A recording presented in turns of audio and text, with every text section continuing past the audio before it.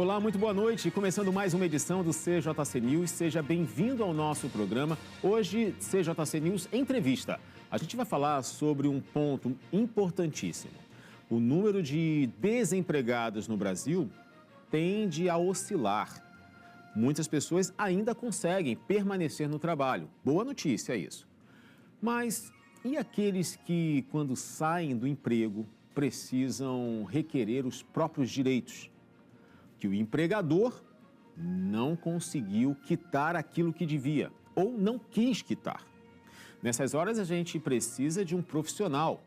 E é por isso que eu estou aqui com o advogado Diego Gomes. Ele é especialista em direito trabalhista. Boa noite, seja bem-vindo. Boa noite, tudo bem? Prazer ter você aqui. A gente vai falar meu. muito sobre esse assunto. São milhões de processos trabalhistas, né? Sim. Fora os outros, né? Mas só trabalhista já bate a casa de milhões. Isso. O judiciário, ele tem essa quantidade de processos, muitas vezes são processos difíceis de serem julgados, alguns precisam de outro tipo de provas, né, de perícias, enfim, e isso torna muito demorado o julgamento desses processos e aí vai entupindo o judiciário de processos trabalhistas, entre outras esferas, mas no caso trabalhistas, que é o ponto-chave hoje em dia, né? Pois é, vamos ver uma reportagem sobre processos trabalhistas exclusivamente aqui no Brasil. Rodou.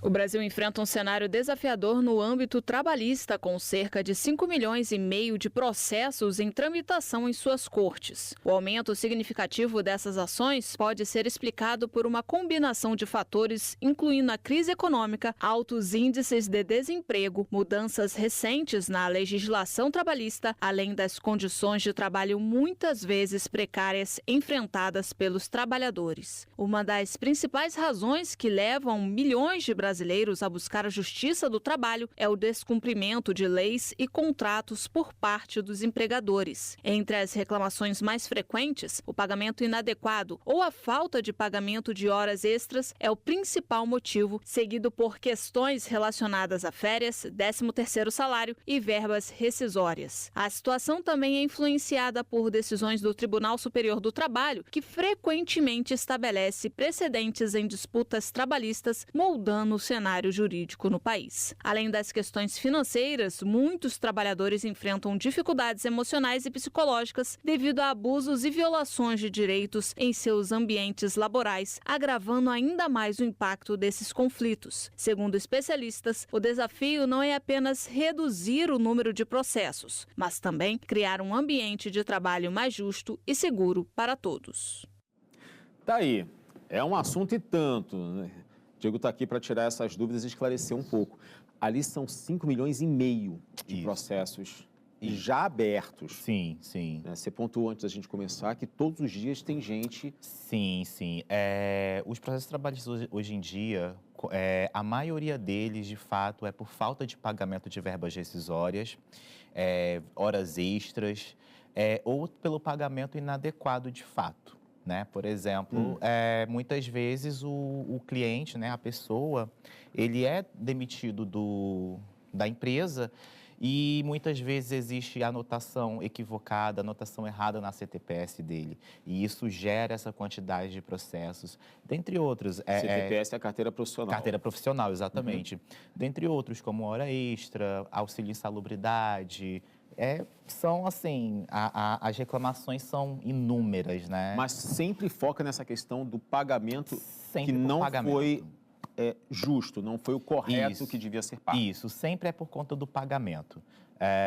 O processo trabalhista, ele, diferente dos processos das esferas cíveis, eles são sempre por conta de pagamento de verbas rescisórias. Assim, digamos que 85% são pagamento de verbas rescisórias, ou pagamento errado ou não pagamento delas. Né? A gente percebe que algumas empresas, quando elas estão numa fase que precisam demitir as pessoas e não têm verba, ou diz não ter a verba para pagar as multas rescisórias, né, é comum, eu já ouvi algumas vezes pessoas em reportagens falando, procura seus direitos. Sim, né? sim. O chefe, ele tem noção que se ela procurar, ele vai precisar quitar isso ganhando na justiça? Olha, eles têm essa ciência. A questão, como eu já falei para vários clientes meus que chegam até mim com esse tipo de problema, a questão é, todo mundo, né, eu já passei por esse tipo de situação também, todo mundo tem essa questão, eu vou procurar os meus direitos. Mas se você fazer, assim, um número, um cálculo, assim, rápido, de 10, talvez um procure, um vá até as vias de fato. Não são todos que realmente abrem um processo contra o empregador? Não, por vários motivos. Quais seriam? Alguns deles, como eu disse, eu já passei por esse tipo de coisa. Muitos deles não procuram por questão financeira, né? Não tem como arcar com os custos de um advogado. Outros até mesmo por ignorância, né? Não sabem como fazer, não sabem aonde ir. Uhum. E alguns também por não querer se indispor, não querer perder tempo, não vai dar em nada, é um valor, deixa para lá. E aí isso vai fomentando, né, os empregadores procura seus direitos. Se procurar bem, a gente resolve depois, porque no curso do processo eu posso tentar fazer um acordo, eu posso entrar em contato, vamos fazer um acordo, inclusive tem, né, antes na audiência, existe o momento de conciliar, né, onde existe o mediador. Que a pessoa procura o advogado e abre o processo. Isso. Antes do julgamento em si, tem a conciliação. Isso, exatamente. Exatamente. Você com o seu cliente. Isso. E o advogado da empresa com o representante da empresa. Isso, exatamente. E aí, essa audiência de conciliação pode ser junto a um mediador ou até mesmo um juiz. Uhum. E aí ele vai, sempre antes das audiências, eles perguntam, existe acordo, existe possibilidade de acordo? E geralmente, quando a empresa, né, eu costumo dizer, quando eles têm realmente a intenção de serem corretos ou de resolver a situação, eles sempre têm um acordo logo na audiência inicial, até mesmo para acabar com o processo, para não existir... Porque, assim, existe gasto de dinheiro, né? É um gasto que você faz. Isso é um sinal de que se a empresa não tiver um acordo ou uma sugestão de acordo, aí... Da sua parte, você já começa a falar, peraí, eles estão querendo se dar bem e... Isso, é porque, assim, muitos acordos, eles são acordos, digamos, desrespeitosos, né? Porque, por exemplo, numa causa onde o cliente tem, o ex-empregado tem um direito a uma verba rescisória de R$10 mil, por exemplo, o cliente, o empregador vem oferecer 5 mil. Entendeu? Então, assim, é um pouco desrespeitoso. Entendi. Né? Agora, claro, 10 mil, você colocando no moral, você está pedindo, sei lá, 15 mil. Aí vem, vamos fechar um acordo em 12, em 11. Tudo bem, porque já é um valor mais justo, certo. Entendeu? Por todo o problema, o constrangimento que ele teve, a perda de tempo útil, né? Deixou, às vezes, de fazer uma viagem, de sair com a família, de sei lá, trocar os móveis de casa, e aí, então, devido a todo esse constrangimento, esse problema, essa perda de tempo que o cliente passa, aí a gente fecha um acordo, assim, que seja bom para ambas as partes, Entendi. Né? Então, assim, o acordo, eu costumo dizer que é sempre melhor um mau acordo do que uma boa briga. Porque a boa briga, ela vai se estender, ela vai demorar. E tem custos dos dois lados? Sim, sim.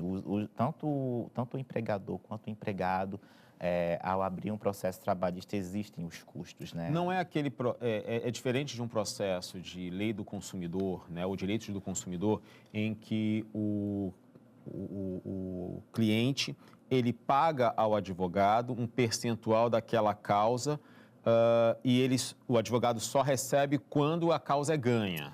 Então, é diferente da lei trabalhista? Então, na realidade, a questão de pagamento depende muito do advogado, né? Eu acho que, assim, o advogado que deixa para receber no êxito é um risco, né? Porque a gente só faz com que o direito seja respeitado, né? Quem vai julgar é o juiz. Então, não adianta você abrir um processo protocolar um processo na justiça, seja ela civil, trabalhista, consumerista, não adianta você protocolar, né, não cobrar nada do cliente e deixar para receber no final, porque existe o risco de você não ganhar. Sim. E aí você trabalhou de graça. Então, é muito importante... Aí, daqui a pouco, é o advogado processando o cliente por não... que na verdade, sim, é o que eu ia falar. É muito importante que você faça um contrato de honorários com o cliente, entendeu? Eu, particularmente, eu não trabalho dessa forma. Eu cobro sempre um valor inicial para eu dar andamento no processo. Entendi. Entendeu? Eu estou te perguntando isso porque você falou assim, muitas pessoas não entram em briga judicial por conta do custo. Isso, né? isso. E aí vem aquela coisa, mas o advogado não pode receber só quando ganha a causa? Não, tem advogados e advogados. Exato. E é por isso que eu estou trazendo esse assunto. Não, a maioria deles, maioria não, mas assim, uma boa parte dos advogados hoje no Brasil, eles trabalham dessa forma até pela questão... Segurança, né? De segurança, né? Porque a gente, né, a maioria da população está com problemas financeiros, não é todo mundo que tem aquele valor, mas é sempre importante a pessoa procurar opções de negociar com o cliente. Sim, sim. Você me paga X agora, vai me pagando parcelado então, por existe mês. forma para aquele cliente, olha assim, eu fui demitido, não recebi nada, até o fundo de garantia ficou bloqueado. Isso. Como é que eu vou pagar alguma coisa? Então tem uma negociação. É sempre negociável. É uma negociação que acontece entre o cliente e o advogado. Perfeito. Entendeu? É claro que tem que haver boa vontade, tanto do cliente como do advogado, tem que haver essa boa vontade para que seja respeitado esse parcelamento e tudo. E em algumas situações tem até também, quando o cliente não consegue, né, a gratuidade de justiça, existem as custas judiciais para pagar, que é um percentual em cima do valor da causa. Mesmo que você não ganhe o valor que você pediu, mas existe esse pagamento a ser feito no ato do protocolo do processo. Tá aí. Agora, na matéria, na reportagem, né, veio pontuando um dos motivos, né? Os motivos mais comuns que as pessoas acabam abrindo um processo contra o trabalho, que é a falta de pagamento, horas extras, né? E falou ali sobre insalubridade. Sim. Já pegou algum caso assim? Olha, eu particularmente nunca peguei caso onde o cliente esteja pleiteando o pagamento de insalubridade.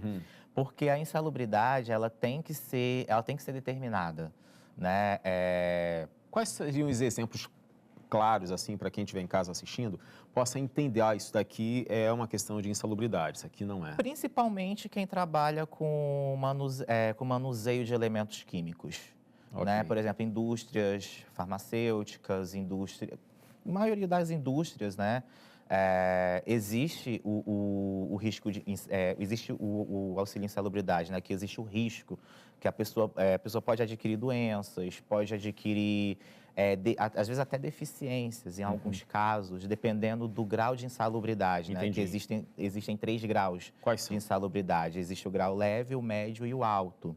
Então, cada um desses graus enseja um percentual em cima do salário para pagamento a mais, né? Que é 10%, 20% e 40%. Entendi. Então, cada um desses graus, dependendo da insalubridade a que o empregado seja exposta, existe esse pagamento a mais no salário dele. Existe o auxílio insalubridade e existe o periculosidade. A periculosidade ela é um percentual fixo. Entendi. No salário. A insalubridade ele tem os graus, né? Leve, médio e alto. E a periculosidade é um valor fixo, que aí é nesse caso de técnicos de internet, técnicos de eletricidade, né? Que ele se expõe a um perigo ao realizar sua atividade laboral. Então são questões distintas. E também existe, em muitos casos, né, no processo, porque tudo isso compõe o salário do empregado. Sim. Então, assim, quando ele não recebe as verbas rescisórias, né, quando você vai fazer o cálculo para protocolar uma ação judicial, tudo isso tem que ser levado em consideração. Então, né? se ele já trabalha naquela empresa por 5 anos Uhum. e ele nunca recebeu esse valor pela insalubridade ou pela periculosidade, Sim. né? Aí, na hora de fazer o cálculo, vai fazer todo esse retroativo desses 5 anos que ele devia receber e não recebeu, por exemplo? Sim, é feito todo o retroativo, tem que ser feito esse cálculo, né, na Justiça do Trabalho. Você sempre tem que saber o quanto você vai pedir, tem que ser um valor líquido, você não pode pedir não pode ser um valor que você acha que é o certo. É bom, obviamente, o valor nunca vai ser exato, né? Até porque nós somos advogados e não contadores. Mas é bom que você faça um cálculo aproximado para você saber o quanto você vai pedir. Porque o juiz ele não vai dar uma causa ganha, né? Não vai te dar um valor, você não sabe quanto é. Sim, sim. Então, tem que saber se a atividade que você exercia, você estava exposto a algum perigo, você estava exposto a algum tipo de risco para a sua saúde. Então, tudo isso tem que ser levado em consideração. Tá aí. Agora, existem algumas questões quando se abre um processo, né, que é assim, vai levar muito tempo, né? Sim. Varia de empresa para empresa, varia de tempo do juiz, varia do valor que é pedido. Então, varia do lugar. Do lugar? Eu costumo dizer que varia do lugar. Porque eu tenho processos trabalhistas em outros estados. Do lugar onde abre o processo, onde é realizado. Da região, né? Uhum. Então, eu tenho processos em outros lugares do Brasil, né? Fora do Rio de Janeiro. Processos que foram resolvidos em 2 meses, 3 meses, né? E tenho processos que leva meses, muitos meses, anos para serem resolvidos. Então, mesmo? Então, tudo depende da quantidade de processos que tem aquele tribunal. Certo. Né? Por exemplo, você abrir um processo na cidade do Rio de Janeiro e abrir um processo, sei lá, na cidade de Rio Branco, no Acre, obviamente a população é menor. Né, a quantidade de processos é menor. Então, a celeridade processual, ela vai ter essa diferenciação. Então, assim, o Rio de Janeiro é uma cidade com 13 milhões de habitantes, salvo engano, né, o estado. Sim, sim. Então, assim... É o segundo estado mais populoso do Brasil. Então, assim, é muito diferente eu abrir um processo trabalhista no Rio de Janeiro, em São Paulo, em Minas Gerais... e abrir um processo trabalhista em Brasília, em Goiás, né, que são estados com uma população menor. Então, consequentemente, a celeridade ela é maior, entendeu? Eu digo por experiência própria. Eu já abri processos trabalhistas em outros estados que foi muito mais rápido, enquanto eu estava com o processo já aberto aqui no Rio de Janeiro, nesse outro estado eu abri, foi marcada a audiência, teve audiência, resolveu tudo, encerrou. Mas muita gente pensa que é porque o advogado não está agindo, não está mexendo, ele não está fazendo nada no meu processo. A gente passa por isso, muitos clientes acham que o processo não anda, porque o advogado... a gente está... Tá só pegando o meu dinheiro e não faz nada. Sobre água fresca. Eles acham que a gente está deitado, dormindo, assistindo televisão e não está nem aí para o processo. E não é assim. Muitos pensam até comentam, não, o advogado tem que ir lá, vai lá e fica batendo na porta do juiz. Isso também não adianta. Assim, tudo depende, né? Assim, a gente costuma falar que o direito não é exato, né? Eu acho que existe um prazo, assim, aceitável. É claro que se o processo está parado há 3, 4 meses, não tem condições. A gente vai, bota a barriga no balcão, vai lá, espera ser atendido, tenta fazer balcão virtual, né? Que hoje em dia tem a possibilidade de você ter esse atendimento de forma virtual. Aí esse balcão virtual é o advogado falando diretamente com a serventia do tribunal. Entendi. Então, hoje você tem essa possibilidade, você não precisa necessariamente ir até o tribunal. Já facilita, né? Facilita bastante. Então, assim, tem essa possibilidade. Mas, realmente, tem coisa que não é a gente, entendeu? A questão de demora, o juiz está demorando para dar a sentença, infelizmente, é coisa que não depende da gente. Nem sempre o advogado tem o telefone do WhatsApp do juiz e fala assim, e aí, juiz, Quase dá para... nunca.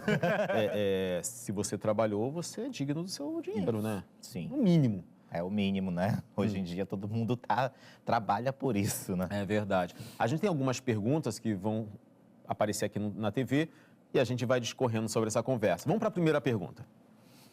Quais são as diferenças entre contrato de trabalho CLT, temporário e prestador de serviço? Boa pergunta. Essa pergunta ela é bem pertinente porque é muito comum também existir esse tipo de processo, né? Reconhecimento de vínculo empregatício, que muitos empregadores eles não assinam, né, a carteira de trabalho do empregado. Quando tem a carteira de trabalho assinada, é um trabalhador por CLT. Por CLT, exatamente. Direitinho, tem o PIS, PASEP, tem fundo de garantia, tem tudo. Tem todos os direitos garantidos por lei. Então, muitas vezes não há essa assinatura da carteira e logo o empregador, eu não sou obrigado a te pagar nada, né? Aí vem aquela velha história, vai atrás dos seus direitos. E nesse caso aí é pro temporário ou prestador de serviço? Não, existem as duas situações. É? Porque o trabalhador CLT, no artigo 3º da CLT, existe os requisitos para ter essa relação de emprego, né? Que é pessoalidade, subordinação, onerosidade e habitualidade. Então, esses 4 requisitos, eles são essenciais para existir a relação de emprego. Pode explicar esses 4 para a gente? Pessoalidade é pessoal, né? Existia esse contato pessoal. Isso, o vínculo pessoal. A subordinação é existir a hierarquia, né? A questão da hierarquia. Eu sou subordinado ao meu chefe, ao meu gestor imediato. Né? A onerosidade é o pagamento do salário, né? E a habitualidade é a frequência. Entendi. Né? São as escalas que a gente chama. Quem trabalha por CLT atende esses quatro quesitos. Na verdade, a relação de emprego, ela precisa existir esses 4 requisitos para existir a relação de emprego, né? Algumas vezes o contrato por tempo de trabalho determinado, né?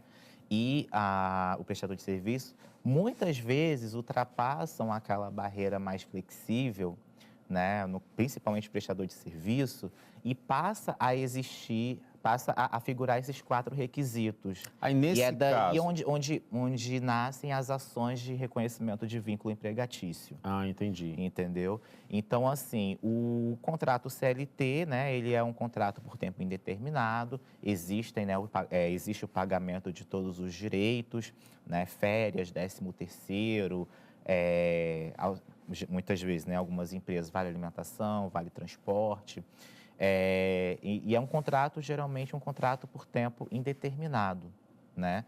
O contrato de trabalho por tempo determinado, ele é um contrato que você já entra... Sabendo que você vai embora. Sabendo que você tem um prazo para daquele contrato existir. Pode ser quebrado antes? Existe a possibilidade de ser rompido antes, mas aí geralmente tem o pagamento de multa. Entendi. Entendeu? Por parte do empregador ou parte do empregado, dependendo. Geralmente, parte do empregado fica, digamos, elas por elas, né? Mas, geralmente, parte do empregador existe o pagamento da multa. E o prestador de serviço é aquele que presta serviço para a empresa esporadicamente, né? Sei lá, um eletricista, né, que tem um contrato de prestação de serviço, você vem aqui quando eu precisar de você. Não existe não existe a subordinação, não existe a habitualidade, existe a onerosidade, né, porque ele vai receber. Mas os outros, então assim, já não figura uma relação de emprego. Tem que ter os 4 quesitos. Para ser uma relação de emprego, tem que existir os 4 requisitos. Se faltar um deles, deixa de ser relação de emprego. Vamos para a próxima pergunta. Quais são os direitos de um funcionário demitido sem justa causa? Antes até de responder essa, eu queria que você explicasse. O que é justa causa? Porque a geração Z está ainda tentando entender esse negócio. Você demitido... Qual é o motivo? A justa causa, ela é a falta, é a falta mais grave, né, de um empregado. Ela assim, a última instância, digamos assim, que o empregador pode Desligar a pessoa. não é nem tanto desligar, é o último castigo, né? Digamos assim, a última penalidade, a penalidade mais alta para uma falta de um empregado, né? Então, assim, a justa causa ela é quando você comete um ato muito grave na empresa, ou geralmente que afete o exercício das suas funções laborais. Então, No caso por exemplo, um atestado falso, trabalhar embriagado, agressão no trabalho. Então, Entendi. tudo isso pode ensejar numa justa causa. Com justa causa, procurando um advogado para ter direitos daquilo que era devido, isso funciona? Pode funcionar. Existem várias possibilidades onde o empregado é demitido por justa causa e a gente consegue reverter na justiça essa justa causa. Porque, assim, a justa causa você tem que cometer essas faltas, mas existe um critério para ser aplicada. Geralmente o tempo não pode, se, por exemplo, geralmente, né, não existe um dispositivo legal que estabeleça esse tempo, mas geralmente se você passar 48 horas sem aplicar a justa causa, já é considerado um perdão tácito, né? Significa que o teu gestor ele te perdoou por aquele ato insubordinado. Então, assim, depois de 48 horas. Geralmente, não, como eu disse, não existe, não é estabelecido em lei, não Mas se o existe cara uma souber e regra. faltar 2 dias? Então, aí ele está cometendo um ato seguido. Então, assim, não existe não existe porque, assim, a falta, né? Se você faltar hoje seu trabalho, isso não vai ensejar uma justa causa. O máximo você vai ficar sem receber aquele dia, talvez receba uma advertência verbal.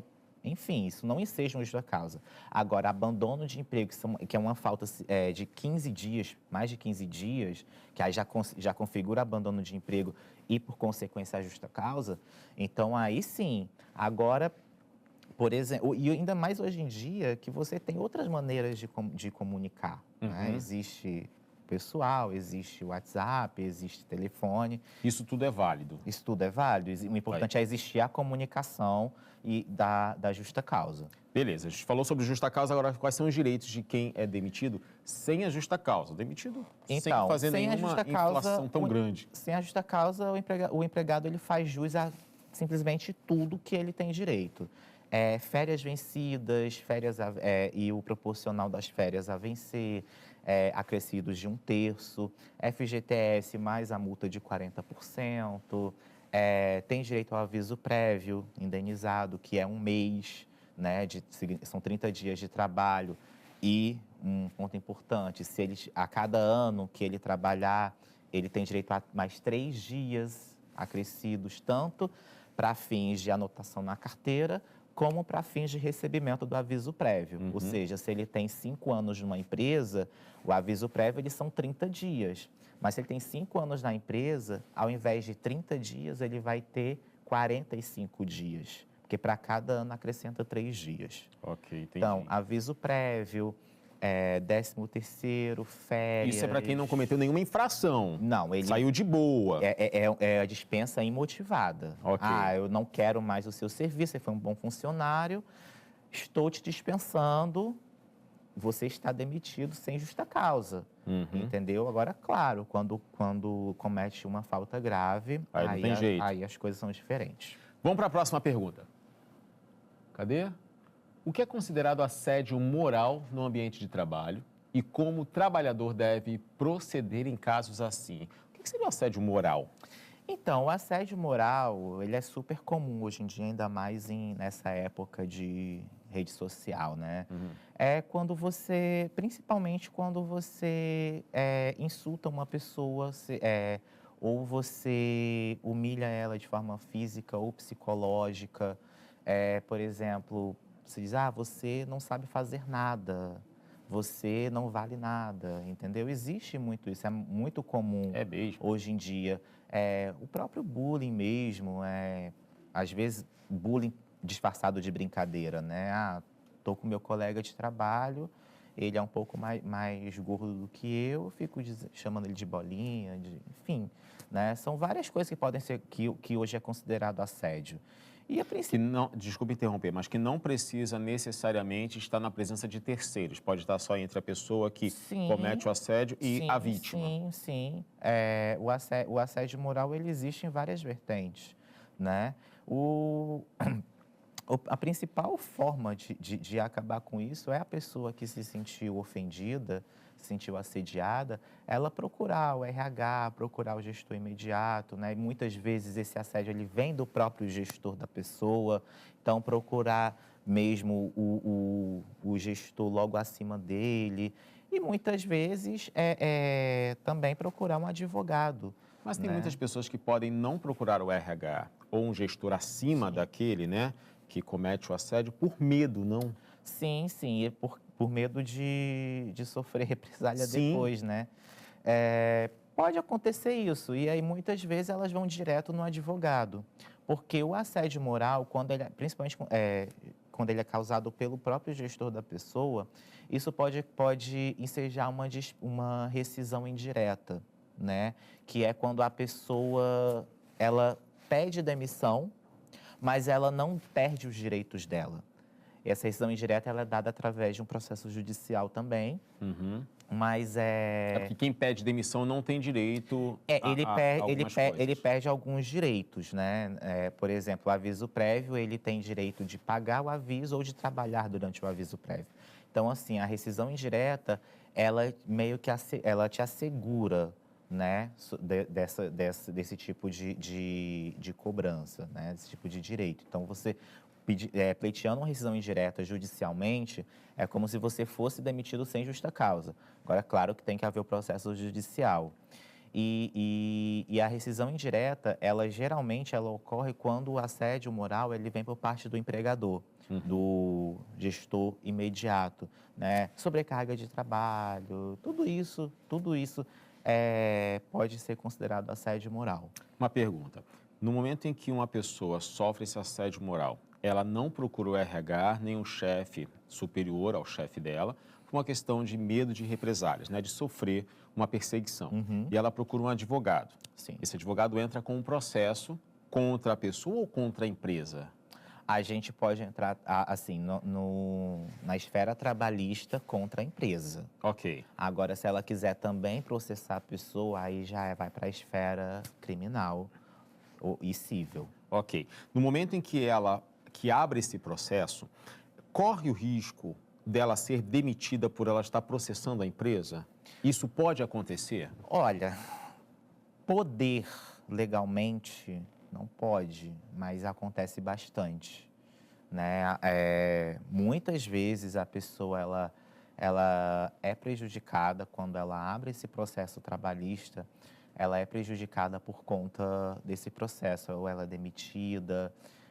Isso acontece muito, ela ser demitida, ou quando ela vai testemunhar a favor de alguém, essa testemunha também, quando também empregada dessa empresa, às vezes ela é demitida também. Isso não pode acontecer, a pessoa ela não pode ser prejudicada por conta disso. Mas acontece. É muito comum. E como é que a gente trava isso? É por meio do próprio processo, né? Assim, a pessoa que sofre assédio, um assédio moral no trabalho, e ela pleiteia uma ação judicial em desfavor da empresa, por conta do assédio que ela sofreu, durante o curso desse processo, você abriu o processo, a empresa foi citada, foi intimada e eles decidiram demitir ela. Aí existe a questão, essa demissão, ela vai ser uma dispensa imotivada? Ela foi exatamente só mesmo por conta desse assédio? Será que ela não deixou também de cumprir as obrigações? Então, é uma situação que devem ser levadas em conta muitas situações, muitos pontos. Não existe regra. Não existe regra. É como eu disse, no direito nada é exato. Então, tudo depende da situação, do caso concreto. Então, assim, é sempre bom que a pessoa que está pleiteando essa ação, ela seja extremamente transparente, verdadeira e sincera com o advogado. Porque a gente precisa, de fato, saber exatamente tudo o que aconteceu. Algum cliente que não te falou tudo, você foi descobrindo depois, durante o processo? Descobri no final do processo. É mesmo? Descobri quando já acabou o processo, eu consegui ganhar a causa, mas aí depois ele falou. Ele chegou para mim e disse que não era bem daquele jeito que eu sabia.